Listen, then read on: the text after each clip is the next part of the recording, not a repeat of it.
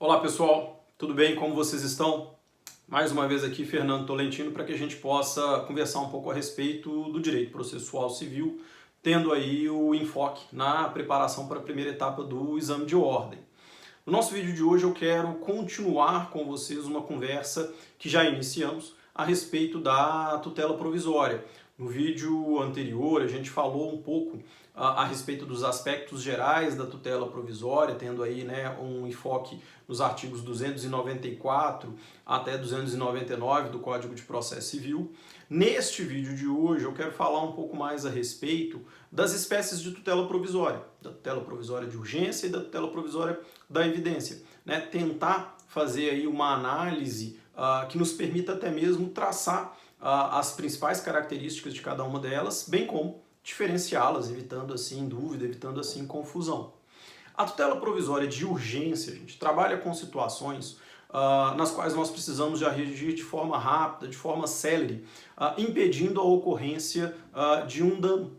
Nós estamos diante daquilo que se pode chamar de potencial situação de risco, de possibilidade de perecimento de direito, e então a ideia da tutela provisória de urgência é atuar impedindo que esse dano se verifique, que esse risco se concretize, bem como aí no caso dele já está sendo verificado no caso, tentarmos aí estancar, impedir e fazer cessar essa situação prejudicial. Essa tutela provisória de urgência ela pode ser de dois tipos, Como nós já sabemos, nós temos aí a chamada tutela antecipada e a tutela cautelar. A tutela de urgência antecipada ela tem característica de satisfatividade. Já a tutela de urgência cautelar ela tem mais uma característica de garantia, de prevenção. O que eu quero dizer com isso? Na tutela de urgência antecipada, a medida a ser aí tomada no caso vai, de certa forma, permitir que o requerente venha de imediato a fruir daquilo que ele, na verdade, busca ao final com o procedimento. Ele já, desde o início do procedimento, vai aí ter a possibilidade de fruir do seu pretendido direito. Já no caso específico da tutela cautelar, nós temos aí uma medida muito mais de caráter assecuratório. Não irei satisfazer o direito daquele que requer a medida, mas pelo menos irei gerar uma situação de segurança, uma situação de garantia, impedindo que um prejuízo seja caracterizado, que algum tipo de dano seja concretizado.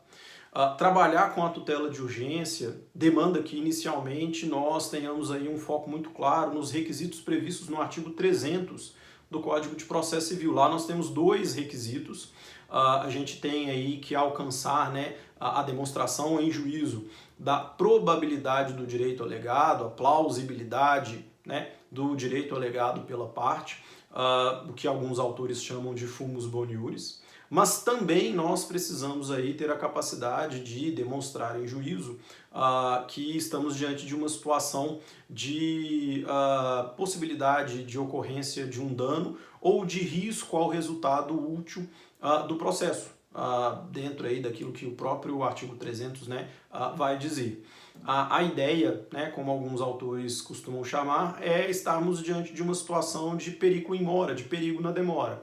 Precisamos agir de forma rápida, de forma célere, para impedir aí que esse risco seja concretizado no caso que está sendo analisado.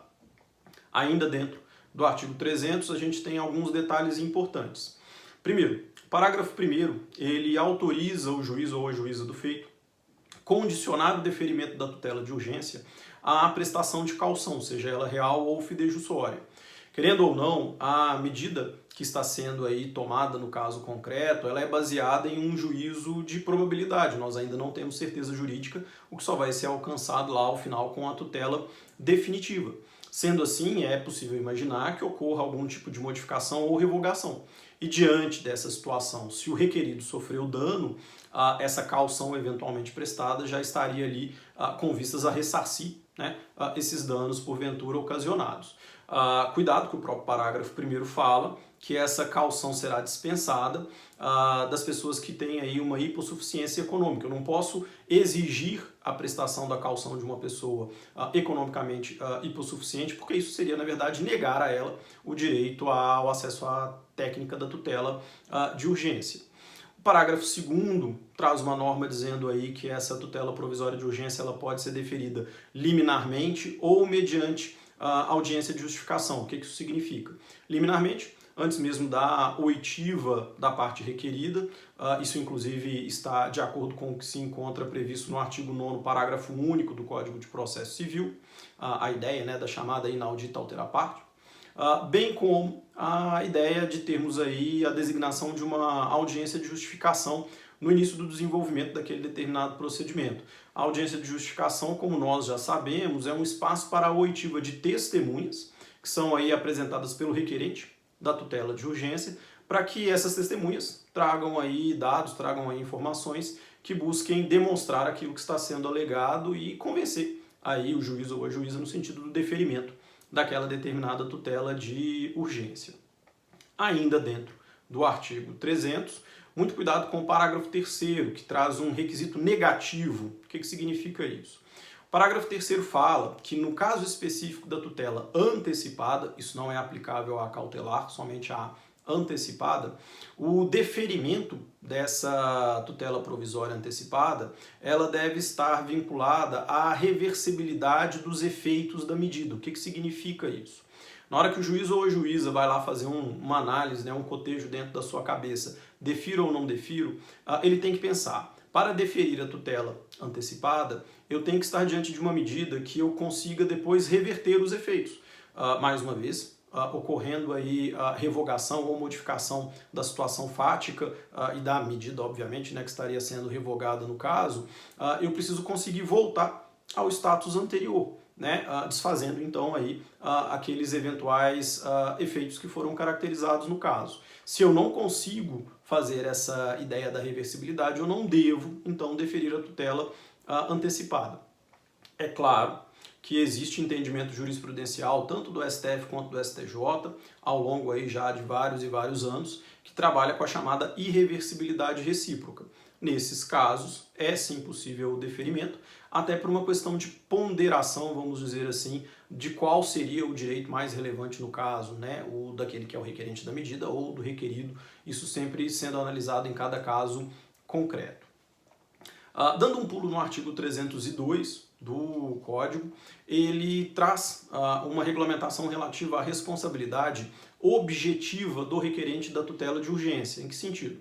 Olha, mais uma vez, a gente está agindo mediante juízo de probabilidade, a gente ainda não tem certeza. Com o desenvolvimento do procedimento, pode ser necessário modificar, revogar aquela determinada tutela provisória deferida. E se isso ocorrer, a gente tem que verificar, olha, o requerido sofreu prejuízo?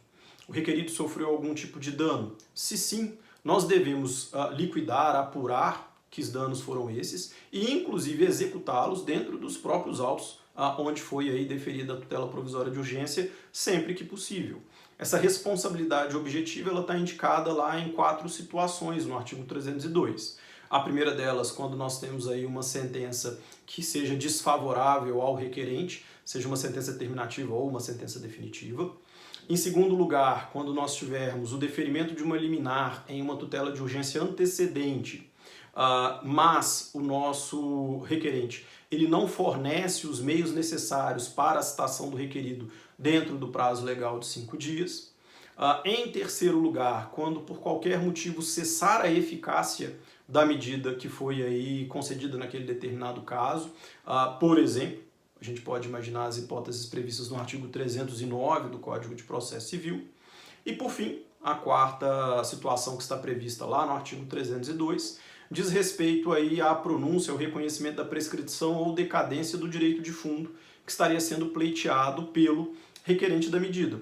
Vou ser bem sincero que esse inciso 4 ele acaba se tornando um pouco desnecessário porque ele já está, de certa forma, incluído dentro do inciso 1º, quando então eu tenho uma sentença desfavorável.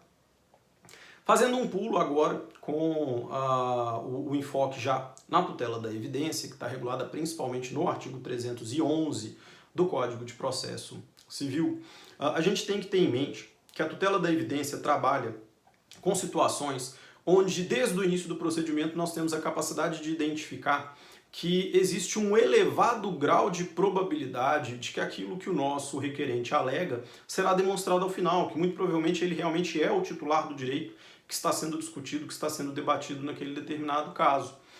E aí, de certa forma, seria até um pouco injusto fazer com que ele esperasse todo o tempo do desenvolvimento daquele determinado processo. Uma coisa muito importante já está indicada no caput do artigo 311. A tutela da evidência independe de discussão relativa a perigo de dano, a eventual risco ao resultado útil do processo. Aqui nós não discutimos a figura do periculo in mora. Aqui a nossa análise é focada principalmente nas 4 hipóteses ali inseridas, nas 4 situações ali inseridas no artigo 311, que indicam esse elevado grau de probabilidade que o nosso requerente sairá vencedor ao final. A primeira hipótese, a figura do abuso de direito de defesa ou manifesto propósito protelatório por parte aí, de um dos sujeitos envolvidos, muito provavelmente, né? Imaginamos aí que o código pense na figura do réu. Vamos imaginar situações de litigância de má-fé, gente, onde a atuação da parte, claramente, utilizando-se de meios que estão ali previstos no artigo 80 do Código, tem o único objetivo de atrasar o desenvolvimento daquele determinado procedimento. O inciso 2º trabalha com a situação onde as alegações fáticas apresentadas na petição inicial já estão aí demonstradas através de provas documentais e, somado a isso, existe tese fixada em casos repetitivos ou em súmulas vinculantes de forma favorável ao recorrente, ou seja, a gente já tem aí uma jurisprudência muito forte no sentido de que aquilo que o nosso requerente pleiteia será ao final concedido. O inciso 3º trabalha com a situação onde nós temos aí a formulação de um pedido repersecutório vinculado a uma figura de um contrato de depósito que esteja, né, documentalmente comprovado nos autos, e se isso estiver ali demonstrado, é possível o deferimento da tutela da evidência com a emissão de ordem de entrega imediata do bem sob pena de imposição de multa. E por fim, né, o inciso 4º, trabalhando aí com situações onde a petição inicial veio acompanhada com provas documentais a respeito do fato constitutivo alegado pelo autor, e o nosso réu, ao se defender, não tem a capacidade de apresentar nenhum tipo de prova documental que tenha, vamos dizer assim, o condão de afastar de forma séria, de forma efetiva, os argumentos que foram apresentados pelo autor. Uma questão importante, gente, lá no parágrafo único do artigo 311, não se esqueçam disso. As hipóteses que estão inseridas lá nos incisos 2 e 3 podem ser deferidas em caráter liminar, ou seja, antes mesmo até da própria citação do réu. Agora, as hipóteses que estão inseridas no inciso 1º e 4º, essas aí dependem de prévia manifestação do réu, para então depois podermos ter a eventual decisão de tutela da evidência nesse sentido. Eu espero poder ter tido aí o condão de auxiliá-los um pouco nessa análise, nesse estudo aí da tutela provisória. Se vocês gostaram do vídeo, peço que compartilhem com todas as pessoas que vocês conhecem que estejam aí se preparando para o exame de ordem. Deixo aqui mais uma vez o meu agradecimento e desejo a todos muito boa sorte. Um grande abraço.